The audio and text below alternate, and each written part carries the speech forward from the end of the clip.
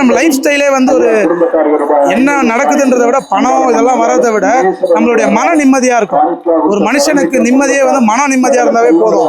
எவ்வளோ கோடி கோடியாக இருந்தாலும் அது அவசியம் கிடையாது. மன நிம்மதி தான் முக்கியம். இவரை தேடி வந்தோன்னா மன நிம்மதி கிடைக்குது. பணம்ன்றது ரெண்டாவது தான். மன நிம்மதியாக நோய் நொடி இல்லாமல் இருக்கிறேன். அது வந்து முனேஸ்வர் ஐயா நல்லா பார்த்து. ஒவ்வொருத்தருக்கும் ஒரு வேண்டுதல். எனக்கு வந்து நல்லபடியாக நான் மன நிம்மதியாக இருக்கிறேன். வந்தாவே ஐயா கிட்ட எதையுமே நான் வேண்டது கிடையாது. நான் வந்து போய் அவர் மண்ணை மறிச்சிட்டு போனாவே எனக்கு மன நிம்மதி ஆயிடுது. அது நம்ம கிராமத்து சைடில் காவல் தெய்வத்தை வணங்குவாங்க. சிட்டியில் இருக்கவங்களுக்கு அது தெரியாது. மோஸ்ட் ஆஃப் முருகரை வணங்குறாங்க, பெருமாளை வணங்குறாங்க. தவிர்த்து முனேஸ்வரன்ற ஒரு தெய்வம் இருக்கிறதே பாதி பேருக்கு தெரிய மாட்டேது. நாங்களாம் கிராமன்றதால எங்களுக்கு தெரியும்.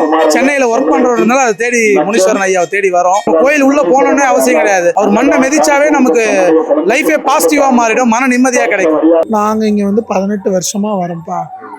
எங்களுக்கு இங்கே வந்தால் தான் மன திருப்தியாகவே இருக்கும். மேல்மலையினுள்ள இருக்கிற அங்காள பரமேஸ்வரி எப்படியோ அதே சாட்சா இந்த அம்பாலும் எங்களுக்கும் அங்கே இருக்கிறவ தான் இங்கேயும் இருக்கிறா. கண்டிப்பாக அங்கே போக முடியாதவங்க இங்கே வந்து கை கால் உடம்பு முடியலையோ எதுவும் இருந்தாலும் இங்கே வந்து நிவர்த்தி பண்ணிக்கலாம். இங்கே சுற்றி போடுறாங்க. அப்புறம் இங்கே முனீஸ்வரர் ஐயா இருக்காரு. இந்த அம்மாசிக்கு வந்தாக்கா இந்த கெட்ட நான் பிடிச்சிருக்கலாம் நீ விலகி போகும். 5 வருஷமா வந்துட்டு இருக்கு. இந்த கோயில்ல நம்ம நினைச்சதே நிறைவேறும். நம்ம என்ன வேண்டிட்டு போறோமோ அது கண்டிப்பா நிறைவேறும்.